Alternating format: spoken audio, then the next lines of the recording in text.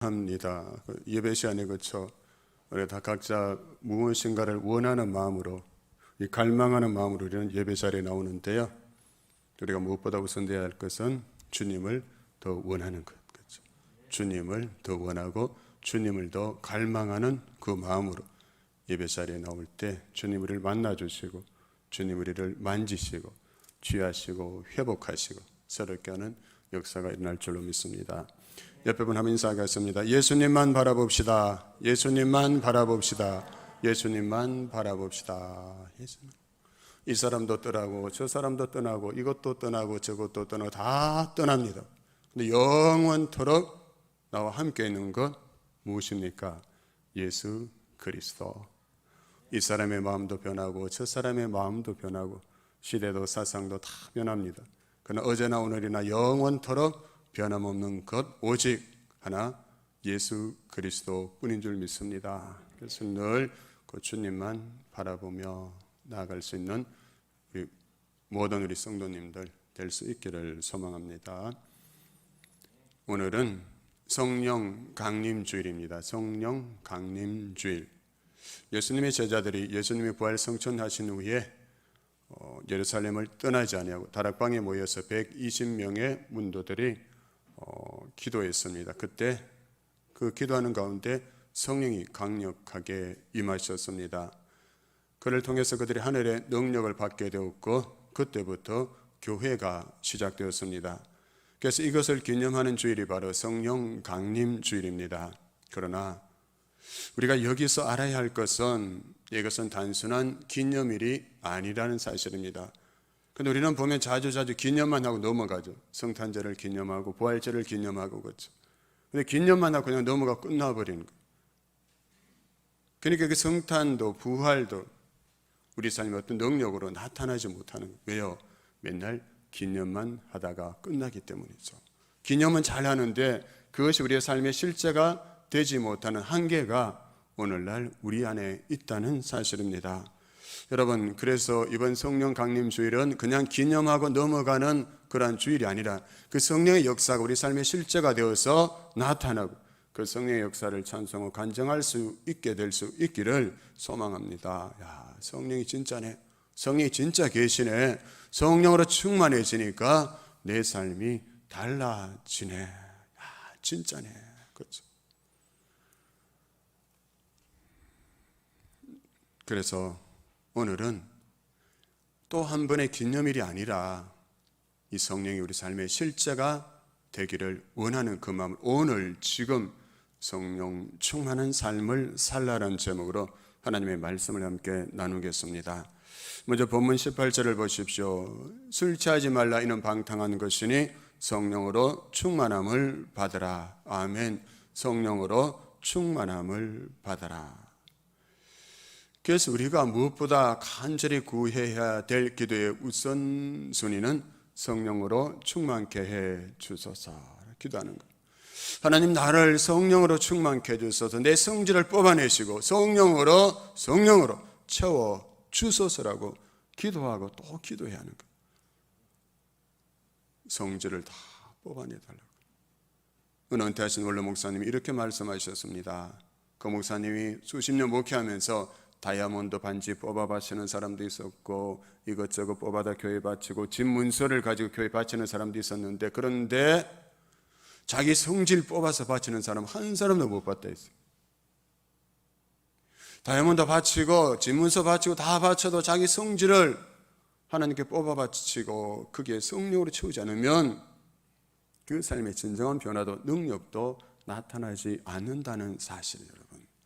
그래서 오늘 우리는 이 성령 강림 주일에 하면서 하나님 내 성질을 다 뽑아 바치고 가절의 성령으로 채워 주소서라고 기도할 수 있기를 원합니다. 어느 집사님이 그분도 최신데 저에게 이런 말씀을 하시더라고요. 목사님은 최신데도 고집이 좀 세지 않는 것 같다고 최신데도 좀 온유한 것 같다고 이러시더라고요. 그분이 김 씨가 그랬다면 제가 좀 띵했을 건데 그분도 최 씨였어요. 그럼 최 씨가 어떻길래 최신데도 고집이 안 세고 최신데도 온유하다 그랬을까? 제가 좋은 사람이어서 제가 온유한 사람이어서 그런 것이 아니라 내 속에 성령께서 계시니까 그렇게 되는 것 같아요. 내 속에 계시는 성령께서 나를 그렇게 변화시켜 가는 것이죠.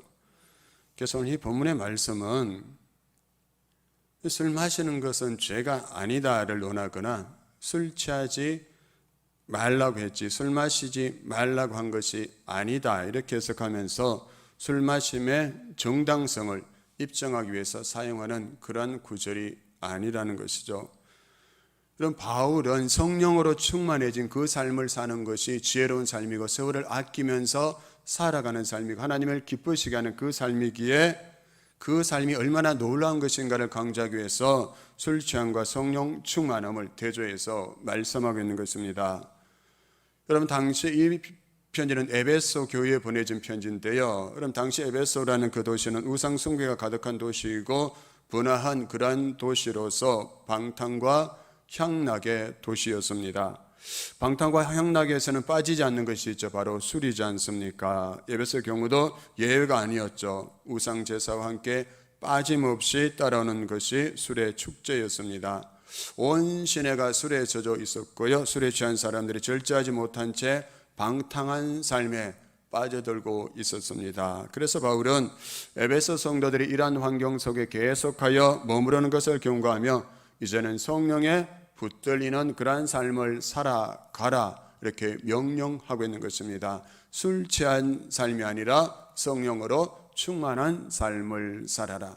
이것은 그날 그때 그 당시 에베소 교회뿐만 아니라 오늘 여러분과 저에게도 주시는 사도 바울의 권면이고 주님의 명령인 줄 믿습니다. 그럼 우리가 성령 충만은 우리 삶 속에 어떤 구체적인 모습으로 나타날까요? 그럼 성령 충만은 그냥 뜬구름 잡듯이 그런 게 아니라는 거예요. 성령 충만은 우리 삶 속에 구체적인 열매로 나타난다는 사실을 우리가 오늘 분명히 기억할 수 있기를 원합니다. 성령 충만은 삶 속에 열매를 나타난다. 그래서 갈라디아서 5장에 보면 22절 24절 보면 성령의 열매를 말하잖아요. 그렇죠? 사랑과 희락과 화평과 오래 참음과 자비와 양성과 충성과 온유와 절제라고 성령의 열매에 대해서 말씀하고 있습니다. 성령의 열매는 우리의 눈을 통해서 보여진다는 사실이죠. 오늘 본문에다 보면 19절부터 21절입니다. 우리 다시 한번 19절부터 21절 말씀 같이 한번 읽겠습니다. 시작. 시와 찬송과 신령한 노래들로 서로 화답하며 너희의 마음으로 주께 노래하며 찬송하며 범사의 우리 주 예수 그리스도의 이름으로 항상 아버지 하나님께 감사하며 그리스도를 경외함으로 피차 복종하라. 아멘. 그렇죠. 첫째로 성령 충만한 자의 삶은 어떤 모습이라 했습니까? 시와 찬송과 신령한 노래가 있는 삶이라 했습니다. 시와 찬송과 신령한 노래가 있는 삶이 성령 충만한 자의 삶의 모습이다. 여러분 술 취한 사람에게도 노래가 있잖아요. 그렇죠? 술 취해서 노래해 보신 적 있으세요? 술 취하면 꼭 따라오는 게 노래잖아요. 그렇죠? 술 취하면 노래가 따라오더라고요. 노래가 있고 또 술 취한 사람들끼리의 교제가 있습니다. 기분이 좋아서 한잔하고 기분이 울적해서 한잔하면서 흘러간 그 옛 노래를 여러분 신나게 부르다가 그러다 흥에 겨우면 어떻게 합니까? 춤까지 덩실덩실 추지 않습니까? 그런데 성령 충만한 사람에게도 노래와 교제가 있다는 것입니다. 성령 충만하면 그 입술에서 저절로 노래가 나온다는 것입니다. 그러나 성령 충만한 사람이 부른 노래는 술 취한 사람의 노래와는 비교가 될 수 없는 그러한 노래죠. 그래서 바울은 본문에서 신령한 노래다, 신령한 노래 이렇게 말씀하고 있는 것입니다. 신령한 노래가 무엇입니까? 나의 죄를 용서해 주신 은혜에 감사하여 눈물을 흘리며 찬양하고 기쁨과 평강을 주신 하나님이 너무나 좋아서 찬양을 드리는 그 노래가 성령 충만한 사람의 입에서 나오는 신령한 노래라는 것입니다. 그런데 이렇게 찬양하다 보면 여러분 이스라엘의 찬양 중에 가시는 하나님께서 우리를 위해서 싸워주시기 때문에 그 노래 가운데 문제가 해결되고 병이 낫기도 하고 귀신이 쫓겨가는 역사가 일어날 줄로 믿습니다.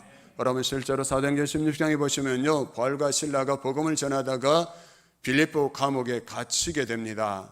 여러분, 감옥에 갇힌 사람이 할 수 있는 게 뭡니까? 감옥에 갇히면 교도소에 가면 되게 그런답니다. 나는 재수가 없어서 여기에 갇혀와서 원망하고 불평하고 신세를 한탄하는 일이 많죠. 그러나 바울과 실라는 그러지 않았습니다. 그들은 성령 충만한 믿음의 사람들이었기에 감옥 속에서도, 그 어두운 감옥 속에 그들의 입술에서 나온 것은 기도요 찬송이었다는 사실입니다. 빌립보 감옥에서도, 어두운 가운데서도 기도하고 찬송할 때 성령께서 어떻게 역사하셨습니까? 여러분, 그 지진이 나서 옥토가 움직이고, 여러분, 감옥 문이 열리고 메인 모든 것이 풀어졌다 했습니다. 여러분, 이것을 보고 여러분 놀라서, 아니 죄수들이 다 도망간 줄 알고 이제 자기가 어떻게 될까 두려워서 떨던 그 간수와 그의 온 집안이 세례를 받고 하나님을 믿게 되고 그 집안에 기쁨이 임했다. 이렇게 사도행전 16장에서 증언하고 있습니다. 성령 충만한 바울과 실라가 그 입에서 기도와 찬송이 나왔을 때 놀라운 성령의 구원의 역사가 일어났다는 사실입니다. 그래서 우리 입에서도 지금 살아가는 삶의 자리에 여러 가지 문제가 있습니다. 너무나 힘겹습니다. 정말 눈물 없이는 들을 수 없는 그러한 이야기들이 있습니다. 때는 원망과 불평도 있지. 하나님, 내가 하나님께 이렇게 충성하고 예배드리고 봉사했는데 왜 내 삶의 자리에 이런 아픔이 찾아왔습니까? 왜 하필 나에게? 그러나 그 속에서도 우리가 할 수 있는 일이 무엇입니까? 그러다 성령으로 충만해지면 그 자리에서도, 그 상황에서도 우리 입에서 시와 찬송과 신령한 노래가 나오고 그 노래 속에서 모든 것이 합력하여 오늘도 선을 이루어 가시는 하나님의 구원과 생명의 역사가 일어날 줄로 믿습니다. 아멘. 둘째로, 성령으로 충만한 사람은 감사의 삶을 산다. 그 입에서 감사가 고백되어진다. 20절 같이 한번 읽겠습니다. 20절입니다. 시작. 범사에 우리 주 예수 그리스도의 이름으로 항상 아버지 하나님께 감사하며. 아멘. 아멘. 여러분, 술자리에서 이루어지는 대화가 무엇입니까? 보통 감사보다는 자기 자랑과 허풍이고 불평과 신세 타령이라고 합니다. 시작은 분위기가 좋았는데 갈수록 정신이 해이지고 혀가 꼬이면 엉뚱한 말을 하게 되고, 맥주와 소주와 양주라는 그 엉뚱한 주님에게 사로잡히면 체면도 교양도 다 버리고 심하면 음담패설이 주류를 이루게 되는 것이죠. 술의 힘을 빌리면 겁나는 것도 없어지고요, 용기도 나옵니다. 그래서 객기를 부리다가 사고를 치고 말죠. 그래서 바울은 술 취하지 말라, 이는 방탕한 것이라 이렇게 경고하는 것입니다. 그러나 성령으로 충만한 하나님의 자녀들은 만날 때나 헤어질 때나 나누는 인사가 감사와 찬양이라는 것이죠. 성령께서 우리를 사로잡아 주시면, 그러면 우리가 성령께 사로잡히면 여러분 모든 일에 감사하는 마음이 생기고 어떤 형편에서도 자족하는 삶을 누리고 심지어 고난과 시험 속에서도 용기 있는 믿음의 사람으로 사라지게 되는 것이죠. 어떻게 하면요, 성령으로 충만하면 그렇게 사라지게 될 줄로 믿습니다. 아멘. 성령으로 충만해지면 저절로 그렇게 된다는 것이죠. 그런 조영기 집사님 사진 한번 띄워주실래요? 영상 한번 보십시오. 저 얼굴에 피어난 웃음꽃을 한번 보십시오.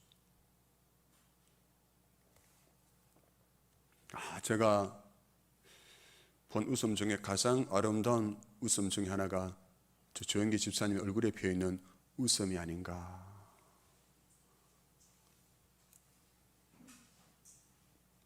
지난 목요일에 코로나로 인해서 한 해 동안 교회에 출석하지 못해서 조영기 집사님 신방을 갔습니다.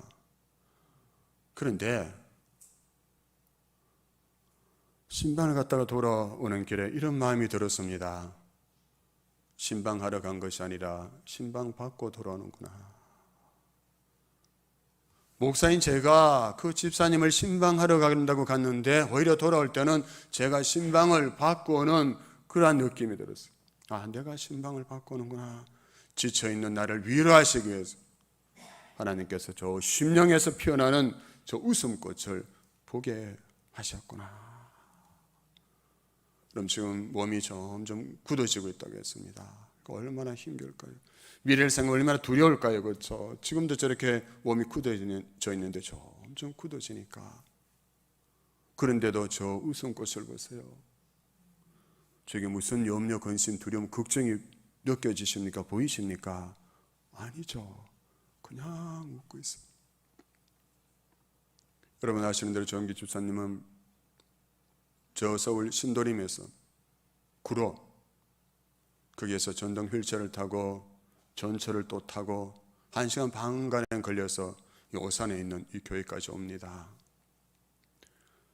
다리가 이렇게 뒤틀어져 있어서 신발을 신을 수가 없어요. 그래서 양말만 신은 채 그 한겨울에도 그 찬 바람을 다 온몸으로 맞으면서 그 전동 휠체어를 타고 교회로 옵니다. 예배 마치고 돌아갈 때면 안타까워서 추워서 어떻게 하느냐고 물으면 겨울에는 추워야죠. 괜찮습니다. 여름에도 그 뙤약볕을 맞고 위에 뭐 보여주는 그늘막 같은 것도 없이 그냥 전동 휠체어 타고 옵니다. 예배 마치고 돌아갈 때 얼마나 햇살이 따갑습니까? 더워서 어떻게 가느냐 물으면 괜찮아요. 여름에는 더워야죠.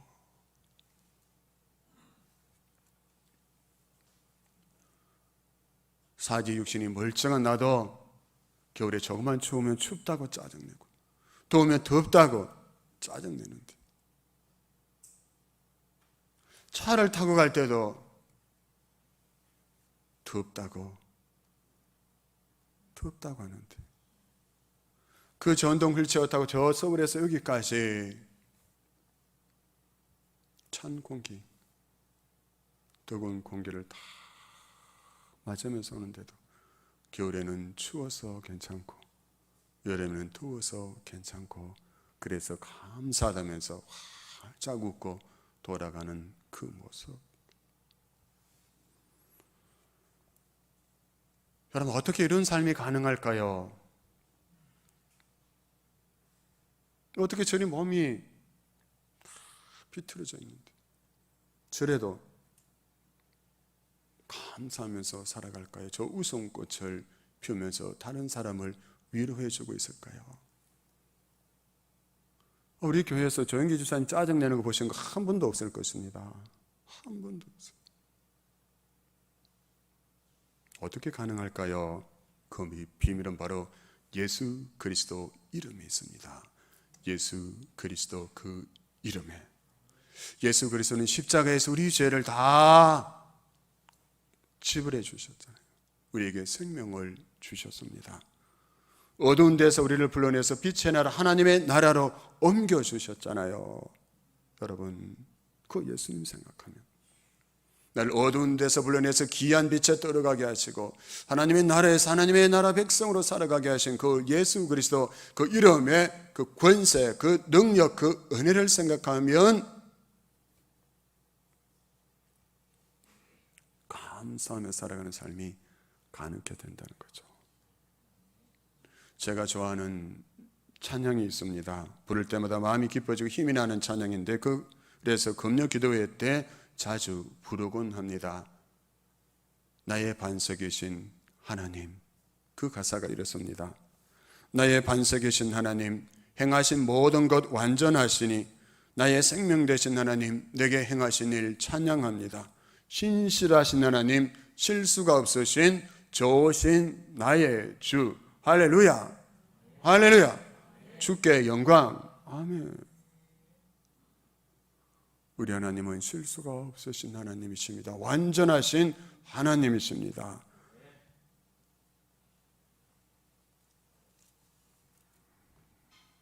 그런데 우리가 이 찬양을 부를 때 대개는 과거를 돌아보며 찬양하죠. 여러분 그때는 그렇지 않은 것 같았는데 이제 와서 돌아보니 그때도 하나님은 완전하셨고 그래서 실수하신 것이 아니라는 것을 알게 되는 것입니다. 오히려 그 일이 나에게 필요한 일이었고 은혜였다는 사실을 깨닫게 되는 것이죠. 여러분, 예레미야 29장 11절에도 말씀하잖아요. 그렇죠? 여호와의 말씀이리라. 너희를 향한 나의 생각을 내가 하나니 평안이요 재앙이 아니라 너희에게 미래와 희망을 주는 것이니라. 아멘. 아멘.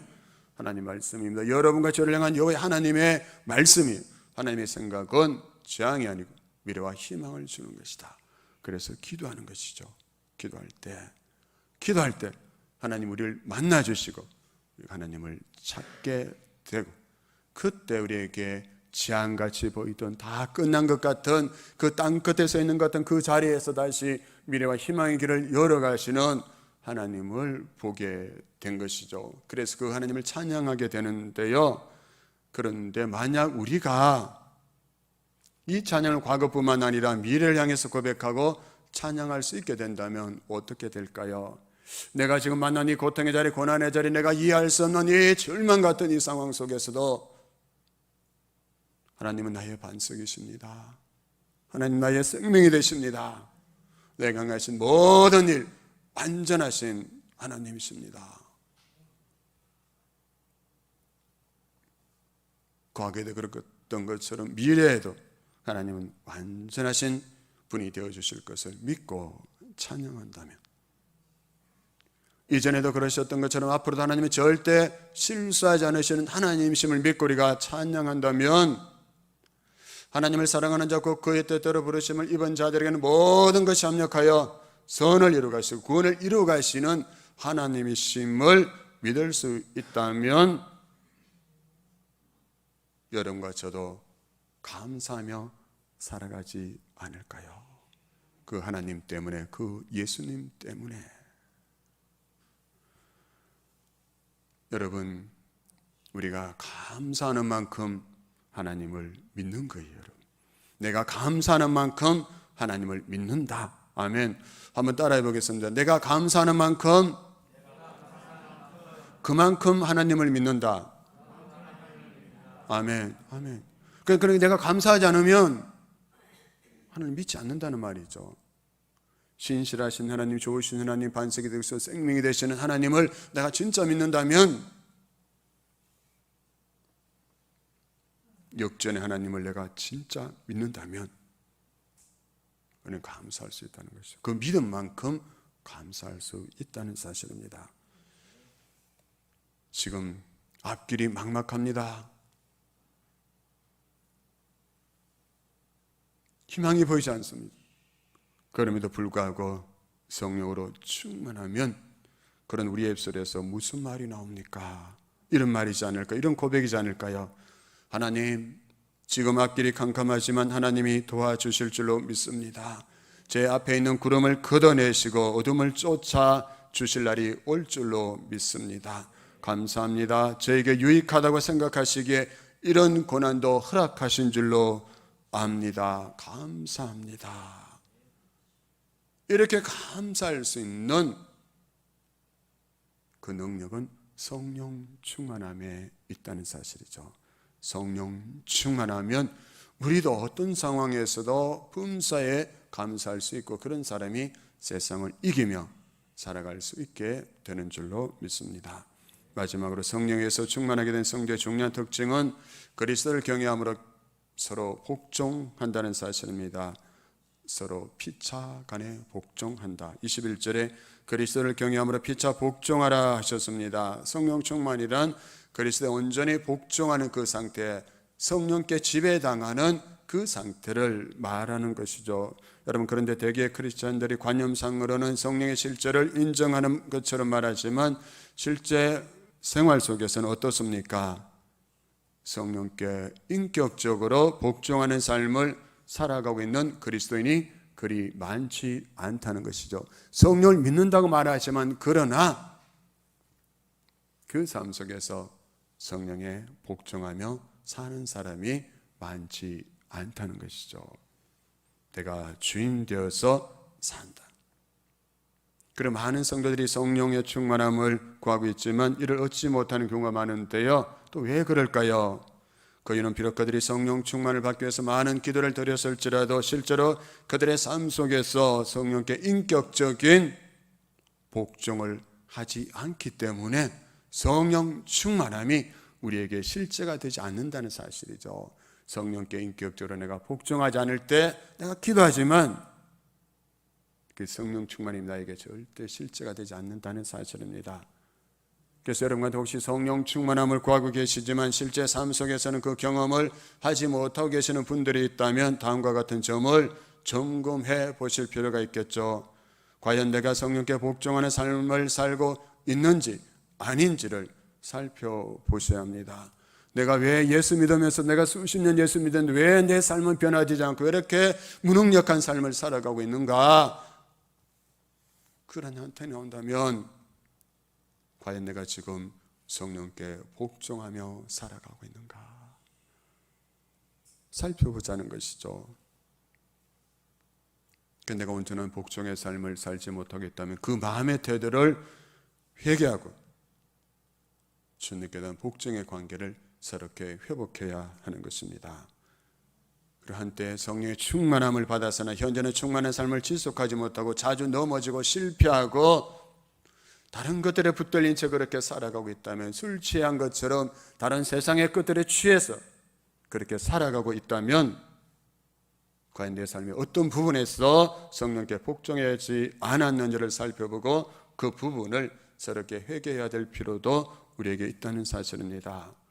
여러분, 우리가 예수 믿고 거듭난 후에 성령께서 내 안에 내주해 계시는 것은 사실이지만 온전히 우리의 영혼을 통치하지 못하고 다스리지 못하는 경우가 많은데, 그것은 바로 대부분 성령의 성도의 삶이 그리스도께 복종하지 않고 있기 때문이죠. 성령께 복종하라. 제가 부목사 때 하루는 비가 억수같이 쏟아지는 여름이었습니다. 그 비가 억수같이 쏟아져서 그냥 사무실에 앉아 있는데 그 성령께서 제 마음에 감동을 주시는 거였어요. 뭐냐면 우리 교회에 연로하신 여자 집사님이 계시는데 그 남편이 그 가족이 저 북한에서 내려오신 분인데 그 남편이 암에 걸려서 지금 암 투병중이었고요. 그 생명이 얼마 남지 않은 그런 상황이었어요. 그 집은 참으로 부자였어요. 그 모든 그 동네에서, 우리 교회가 있는 그 동네에서 가장 큰 단독 이렇게 집을, 큰 정원도 있고 큰 집을 가지고 있었어요. 그래서 성령께서 자꾸 제 마음에 감동을, 거기 가서 복음을 전하라는 거예요. 자꾸. 그래서 저는 거부했죠. 하나님, 이 비가 억수같이 쏟아지는 이런 날, 맑은 날 가도 그 부잣집 그 아저씨가 나 같은 자를 만나주지 않을 건데 이렇게 비가 억수같이 쏟아지는 날 그 집에 가서 내가 어떻게 그에게 복음을 전할 수 있겠습니까? 자꾸 거부가 돼. 자꾸 거부하고 또 거부하고. 자꾸 강하게 역사하시고 밀어붙이는 거예요. 가라 하는 거예요. 가라. 근데 그래서 갔죠. 어쩔 수 없이 가서 배를 눌렀더니 그 집사님이 너무 반갑게 맞아주시고 그걸 인사한 다음에 제가 여기 아저씨한테 가서 좀 대화를 나누려고 하는데 괜찮겠냐 그러니까 주저주저 하시더라고. 잘 아시니까 그분의 성품, 완고한 유교주의자, 유교를 완전 신봉하는 사람. 여러분, 바늘로 찔러도 복음은 안 들어갈 뿐인데 그냥 들어가서 얘기만 좀 나누겠다니. 그럼 들어가 보시라고. 들어갔어요. 놀라운 것은 그분이, 그 완고하신 그분이 4시간 동안 저에게 처음 만난 목사, 그 처음 봤어요. 저는 그분을 4시간 동안 다 살아온 삶의 이야기를 다 풀어놓으시는 거예요. 그래서 저는 그냥 제가 한 그거밖에, 아이고 힘드셨겠어요. 아이고.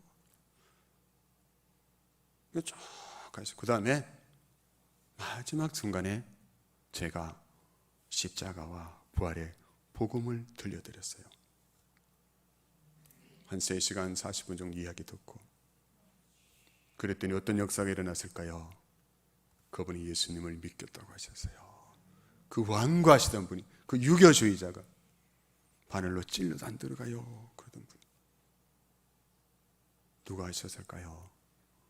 성령께서 하신 거예요. 여러분, 우리가 기억할 것은 성령이 감동을 주실 때는 준비해 놓으시고 가라, 순종하라 하신다는 사실이에요. 여러분, 그런데 우리는 그걸 믿지 못하기 때문에 순종하지 못하는 거예요. 성령께서 자꾸 밀어붙이고 가라 순종 뭐 해라 사랑하라 용서하라 이러면 하나님 그분 사랑하는데 그분이 나를 배척하면 어떡해요? 그분 용서하는데 그분이 받아들이지 않고 이렇게 욕하면 어떡해요? 그 뒤에 상황이 두려워서 순종하지 못, 한 걸음도 나아가지 못하는 거예요. 성령은 인격적인 분이세요, 여러분. 그래서 우리에게 감동을 주실 때는 여호와 이래 준비하신 하나님께서 준비해 놓으시고 나에게 감동을 주시는구나. 이 믿음으로 순종하며 나아갈 때 성령의 강력한 역사를 경험케 될 줄로 믿습니다. 여호와 준비해 놓으시고 가라 하신다. 준비해 놓으시고 만나라 하시고 준비해 놓으시고 가라 하시고 준비해 놓으시고 행하라 하시는 분이 인격적인 성령님이시다. 그래서 우리는 성령께 복종하기만 하면 되는 것입니다. 다음으로 성령으로 충만한 자는 서로 복종합니다. 술에 취하면 서로 높아지려고 싸우자는 거죠. 그런데 성령으로 충만하면 어떻게 된다고요? 서로 복종하게 되는 거예요. 서로 복종한다. 성령 겸손의 영이기 때문에 성령으로 충만함 입은 사람은 언제나 그리스도의 온유함과 겸손함을 나타내는 거예요. 성령 충만한 사람은 더 이상 자기를 주장하지 않습니다. 자기를 앞세우지 않고 하나님의 뜻을 묻게 되죠. 더 이상 자신을 주장하거나 고집하지 않는다는 것입니다. 다른 사람의 의견을 존중해 줍니다. 그래서 불순종과 완고함이 제거된 사람이 성령 충만한 사람이다. 불순종과 완고함이 제거된 사람이 성령 충만한 사람이다. 여러분의 배우자나 여러분이 만나는 사람 중에 누가 정말 완고한 사람이 있다면 여러분 기도하십시오. 하나님, 저가 성령 충만한 사람이 되게 해 주소서. 성령으로 충만하면 그 불순종과 완고함이 다 제거될 줄로 믿습니다. 그래서 성령 충만한 사람은 관계가 회복됩니다. 먼저 부부 사이가 회복되는데 이것을 에베소서 5장 22절부터 33절에서 다룹니다. 그리고 에베소서 6장 1절부터 4장 1절에서는 부모와 자녀의 관계가 회복됩니다. 또 에베소서 6장 5절부터 9절에서는 고영혼과 여러분 고용주와의 관계가 회복됩니다. 어떻게 될 때? 성령으로 충만하면, 우리가 성령으로 충만하면 교회 생활에서 관계가 회복되고 사회 생활에서도 관계가 회복되는 역사가 일어납니다. 그럼 평양에 있던 산정륜 교회는 여러분 한국의 모교회요, 모범교회로 소문난 교회였습니다. 그 당시 민족의 지도자였던 조만식 장로님이 그 교회를 섬기고 계셨는데 그때 담임 목사님이 주기철 목사님인데 아주 젊은 목사님이었습니다. 하루는 민족의 지도자인 조만식 장로님이 그 나라 일을 이렇게 막 이것저것 돌보시다가 주일 예배 시간에 지각을 하고 말았습니다. 그때 주기철 목사님이 그 장로님에게 장로님, 예배 중이니 그 자리에 서서 예배 드리십시오.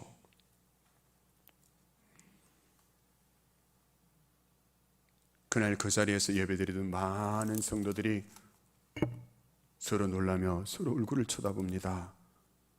아니, 목사님이 어떻게 저 조만식 장로님에게 저런 말을 할 수 있단 말인가? 이제 큰일 났다 싶었죠. 그래서 성도들이 조만식 장로님을 추시해 봅니다. 여러분, 만일 여러분이라면 어떻게 하셨을까요? 여러분이 저 예배 시간 늦었어요. 그래서 제가 거기 서서 예배 드리시오.